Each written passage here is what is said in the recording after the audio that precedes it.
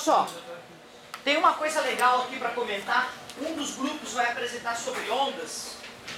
E aí ele vai diferenciar o que são ondas mecânicas, ondas eletromagnéticas, que é muito legal, é algo que a gente só veria lá no segundo ano com mais detalhe. Onda mecânica é fácil de entender, é átomos sacudindo. Pega uma corda, sacode a corda, tu vai ver uma onda mecânica se formando na tua frente. Então o exemplo, né, o formato clássico de onda que a gente representa é isso aí, é como se fosse uma corda sendo sacudida.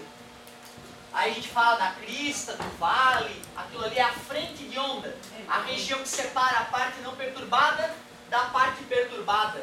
A gente fala que isso é a amplitude da onda, que tem a ver com a quantidade de energia que ela carrega. Importante explicar para as pessoas leigas no assunto que onda é uma perturbação que se propaga em um determinado meio. E onda só transporta energia, onda não transporta matéria. Na física clássica a gente tem que ter essa definição clássica. Ou seja, a onda do surfista na física não é onda. Porque ela arrasta o surfista, que é matéria, e arrasta a água, que é matéria. A onda que a gente está falando aqui é a onda do alto mar, se for na água. E não é aquela onda do alto mar do filme que quebra em cima do barco, não, não, não. É a onda do alto mar, tipo aquela que deu no tsunami. A galera que estava em alto mar quando deu tsunami só sentiu uma oscilação para cima e para baixo maior. O barco não foi arrastado pela onda, porque essa onda de alto mar, ela não arrasta as coisas. Ela só faz o barco oscilar para cima e para baixo. Eu não acreditei quando o senhor botou isso. A sorte é que eu morei até os 16 anos na beira de uma lagoa. E aí eu botei uma rolha de vinho do meu pai flutuando na beira da lagoa e joguei uma pedra aqui. Para meu espanto, em vez da rolha se afastar da pedra como eu imaginei, a rolha só subiu e desceu várias vezes, ficando no mesmo lugar. Interessante, né? Então, onda não transporta matéria, só energia. Como é que é? Como acontece com a boia. Claro que se tu pegar uma pedra e jogar de forma que vai espirrar água em cima de uma boia e não esteja presa no chão, o objeto seria jogado para longe, mas não é um fenômeno só ondulatório, né? É um outro fenômeno também envolvido. Mas eu queria dar uma palhinha sobre as ondas eletromagnéticas. Cara, não é fácil entender o que é uma onda eletromagnética, mas não é fácil, mas é um grande desafio, principalmente para um jovem que ainda não entendeu direito o que é campo elétrico e campo magnético.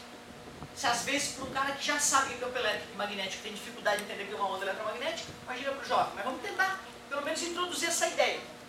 Primeiro, corpos estão neutros, embora sejam feitos de cargas elétricas. Por que os corpos do mundo estão neutros, embora sejam feitos de cargas elétricas? Porque tem o mesmo número de prótons e elétrons, cargas positivas e cargas negativas, tudo bem?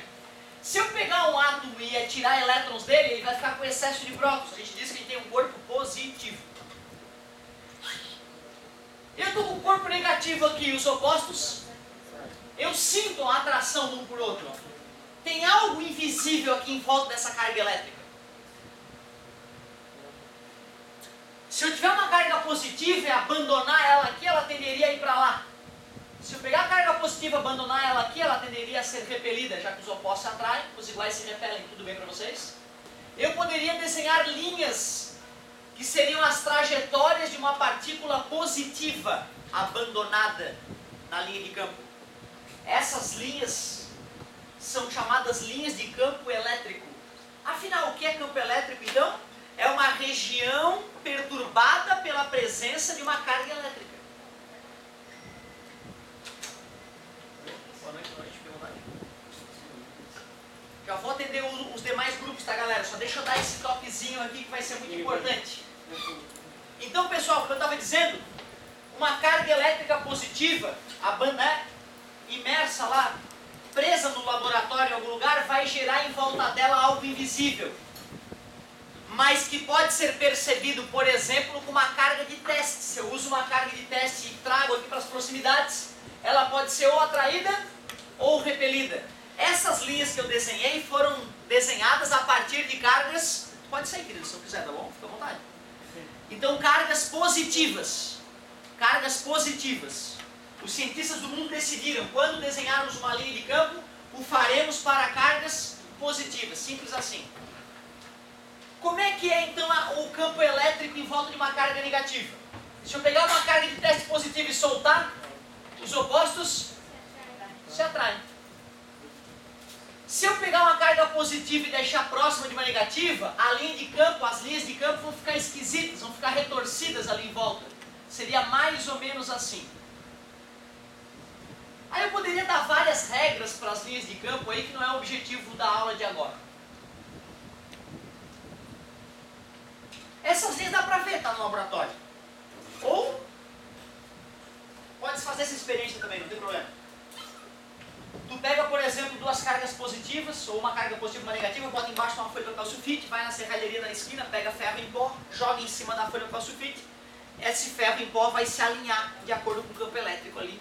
Vai dar para enxergar essas linhas que são infinitas, na verdade, muito fininhas, mas dá para fazer esse experimento. Na feira do ano passado, alguns colegas mostraram as linhas de campo magnético.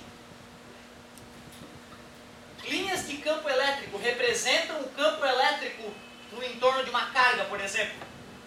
O que é mesmo o campo elétrico? É uma região do ambiente influenciada pela presença de uma carga elétrica. Pode ser negativa.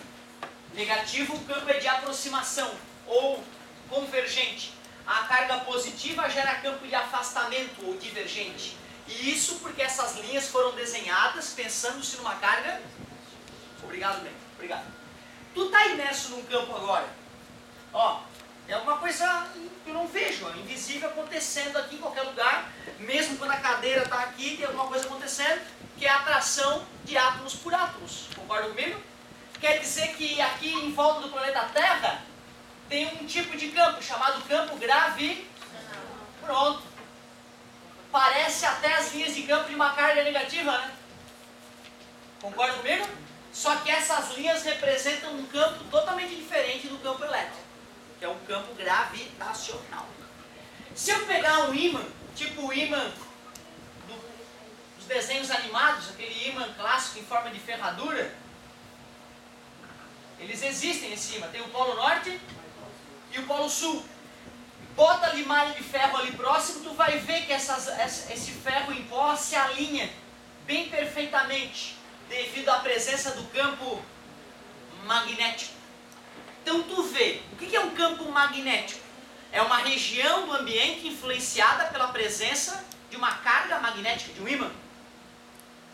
Campo, na verdade, é uma criação do matemático, chamado Gauss, um alemão. O Gauss, para tentar entender o que era atração gravitacional, o que era atração e repulsão entre ímãs e cargas elétricas, ele percebia que não tinha nada ali no ambiente, mas dava para medir a presença deste algo invisível. Então, para explicar esta coisa invisível, ele chamou de campo. Então, campo elétrico, uma região influenciada pela presença de uma carga elétrica. Campo magnético, uma região do meio influenciada por uma carga magnética. Campo gravitacional, uma região do ambiente influenciada por uma carga gravitacional, a massa. A massa é a carga gravitacional. Tudo bem para vocês? Um dia, um sujeito chamado Hertz pegou um fio comprido e pegou ímã e fez corrente elétrica. Pegou ímã não, na verdade ele pegou baterias e fez corrente elétrica começar a oscilar no fio. Um fio ele deixou na Europa. O outro fio ele levou para a América. Enquanto ele sacudia a corrente elétrica num fio lá na Europa, o fio lá na América começou a sacudir corrente elétrica do além. Sim, o rádio estava sendo inventado. Quando a gente pega uma carga elétrica e coloca no fio, automaticamente em volta dela surge um campo elétrico. Só que por acaso nós descobrimos que quando a gente sacode essa carga elétrica para um lado e para o outro no fio, além do campo elétrico que já existe devido à presença dela, brota um campo magnético, perpendicular ao campo elétrico. E esse campo magnético gera um campo elétrico, que gera um magnético, eletromagnético, eletromagnético, luz, mas essa luz não é visível. Essa primeira radiação eletromagnética que o homem replicou, porque na natureza existem todas as radiações eletromagnéticas que o homem depois inventou, depois replicou, digamos assim, né? Existe a natureza também. Essa onda aí no início foi chamada de ondas hertzianas, porque Hertz inventou, mas hoje são conhecidas como ondas de rádio. Então tu vê, na verdade, isso aí é uma antena transmissora de onda de rádio.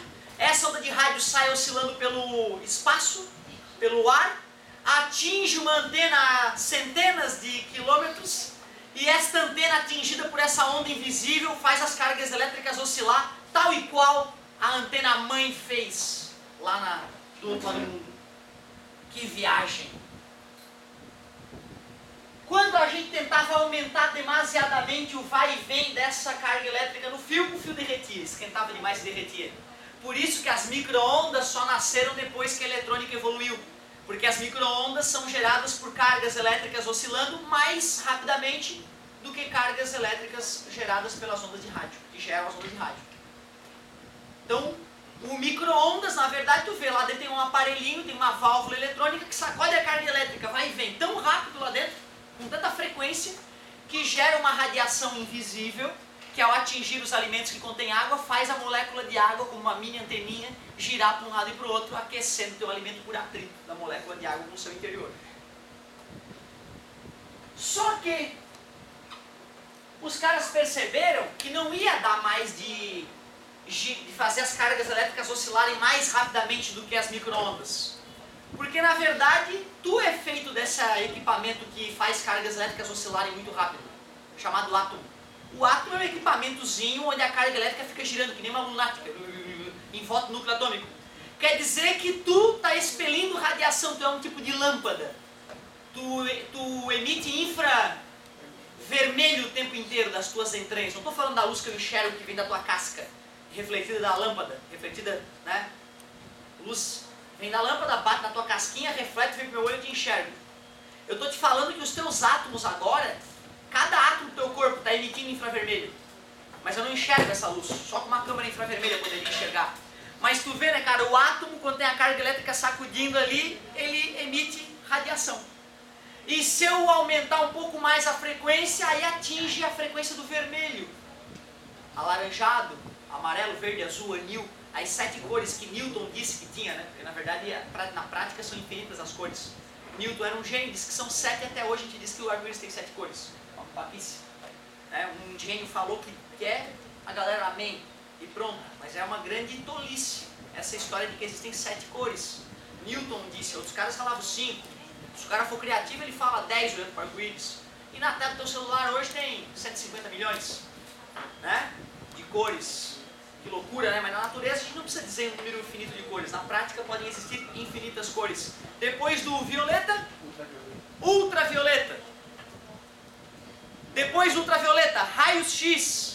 E depois raios gama, completando as 7 radiações eletromagnéticas que a gente tem que ter noção. Todas elas são irmãs. Todas elas são campos elétricos e magnéticos perpendiculares um ao outro. E nós só enxergamos uma casquinha delas. Só uma pequena porção das radiações eletromagnéticas nós enxergamos. Só para teres uma noção, como é que gera raio-x? Para gerar raio-x, eu vou pegar elétrons emitidos por um filamento aquecido, uma lâmpada incandescente. Essa lâmpada então vai emitir elétrons. Eu vou pegar uma DTP altíssima, tipo 10.000 volts, e vou acelerar esses elétrons a altíssimas velocidades. Vou botar uma diferença de potencial daqui para cá, então vamos supor 10.000 volts. O elétron é negativo, ele vai em direção à placa positivamente carregada, repelido pela placa negativamente carregada. Esse elétron então bate no anteparo de metal. Na hora que esse elétron bate no anteparo de metal, ele é bruscamente desacelerado e libera raios X. Raios X então é gerado pela abrupta desaceleração de elétrons. A galera acha que a máquina de raio-x emite algum tipo de radiação danosa. Sim, enquanto estiver ligada, tirando o raio-x. Tirou da tomada, tu pode lamber a máquina, comer a máquina, é inócua. A máquina de raio-x tem uma lâmpada lá que libera elétrons, esses elétrons são acelerados e na hora da desaceleração emitem raios X. Eram conhecidos inicialmente como raios Voitinger e eram usados, por exemplo, para tirar o pelo de lugares indesejáveis. O problema é que depois que o pelo começava a cair, as pessoas tinham câncer e morriam. Por isso que esse tratamento cosmético de última geração foi abolido. Mas muita gente ganhou dinheiro com tratamento cosmético por raio-x. Olha que viagem. Na verdade, raio-x é usado na medicina, como vocês sabem, né, para ver se fraturou ou não. Por quê? O raio-x, ele é altamente energético. Ou seja, ele só vai ser bloqueado por elementos atômicos de núcleo grande, com muitos prótons e nêutrons. A tua carne é feita de carbono, oxigênio e hidrogênio. Água, né? H2O e carbono. Elementos de baixo peso atômico. Então, facilmente transpassado pelo raio-x. Essa luz que a gente não enxerga, que sai do aparelho de raio-x, atravessa a nossa carne, como se ela fosse vidro. E aí queima o papel fotográfico, vai ficar embaixo do teu osso, fica preto. Porém, a região protegida pelo osso que é feito de cálcio, número atômico 20, 10, aproximadamente, digamos, 10 prótons.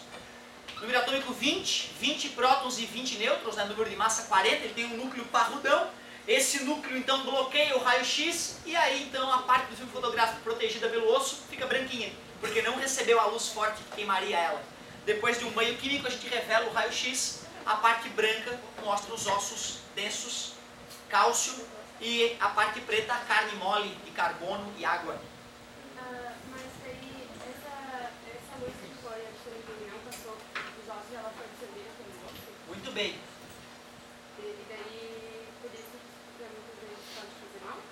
Na verdade, bacana isso que tu falou, eu tinha uma concepção até agora há pouco, de que a radiação tinha que atingir exatamente a molécula de DNA e romper ela num lugar específico para gerar uma célula cancerígena, que ia começar a se reproduzir sem controle do organismo.